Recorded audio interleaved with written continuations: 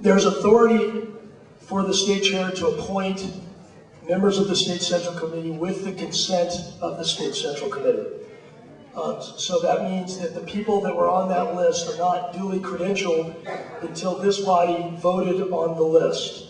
So there's no, I do not have some independent appointment power separate from the state central committee representative to answer your question. So in other words, I cannot just appoint. It has to be approved as it was on a vote, and I don't think there were even any objections at the time. If I was not presiding, if there were, I was not presiding over that period of time, and I didn't hear any objections myself. I was just sitting there. But the bottom line is that the state central committee has to approve any appointments by the state chair. But to explain how some of those appointments came back, a majority of the appointments were actually from counties that had potential challenges that were going to come up. And instead of, those were the source of most of the appointments, was serious issues about whether the county elections in certain counties would have to be rerun. That was a majority of the appointments. Then there were a handful, actually that's almost all of the appointments. And then there were appointments of, for example, Senator Mary Jane Garcia and Representative Dennis Picrow, and that is clearly provided for in the rules. So the bottom line is the reasoning behind the appointments was to avoid potential challenges at the county level, and that's why those names were submitted. Do we still have a balance when you put those appointments? Yes, absolutely. They are completely gender balanced. Everything is gender balanced on the state committee. It may not be balanced at the county level. In other words, some counties may have gotten an extra member of the committee, and that may or may not be balanced. I don't know the stats on that. But what is required is a balancing of the county elections, and there's also a requirement that the state central committee overall be balanced, and that is still the case. In fact, it is even Steven men and women. And again, a vast majority of the individuals, if you go up and talk to them, were involved in some sort of an election.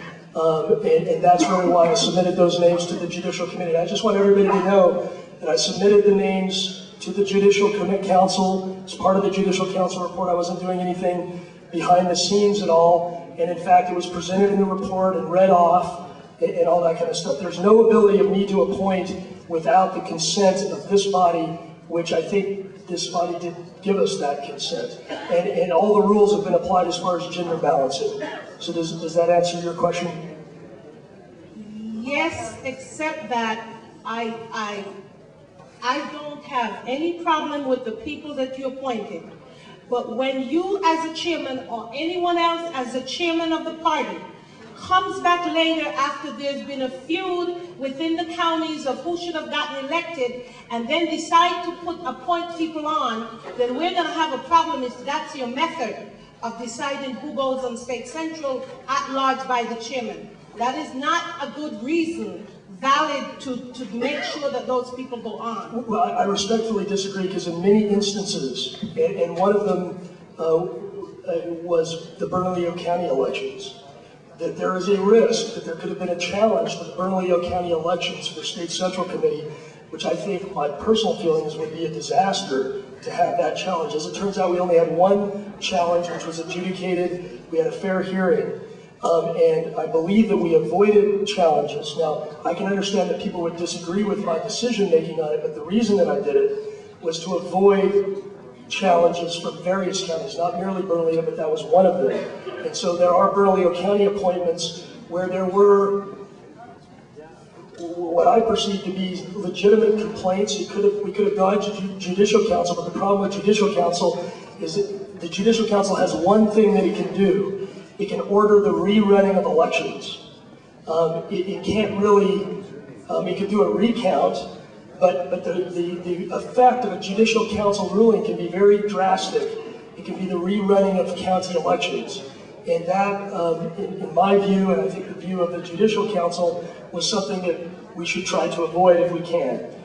So then from now on, is it my understanding, from here thenceforth, when we have elections for State Central Committee, that you have the power, after the fact, after all the counties has elected, after the appointments of the young Democrats and the president of the Democratic Women and all the other categories that we by the bylaws are supposed to establish, that any chairman can go in and appoint people. I would propose, and I am going to propose to the new Rules Committee, that we model ourselves after the National Committee. The National Committee has a fixed number of at-large. In other words, we should not leave it open-ended like it is now in the rules. We should fix the number, and we should continue to have it be a consent of the State Central Committee. Because actually, the National Committee, the National Chairman, can appoint without any consent from anybody. Oh, you have to. I misunderstood. Okay, but it would basically be like this. The difference between the state rules and the national rules, and as I understand it, is that our state rules don't have any limit on the number, and I would propose that we put a limit in the rules so that there's a. And in fact, New Mexico, for example, has one at-large member on the National Committee, ladies and gentlemen of the State Committee. Her name is Gloria Nieto, who was appointed by Chairman Terry McAuliffe as a member from New Mexico to the National Committee. And so it's not at all an unusual process. I think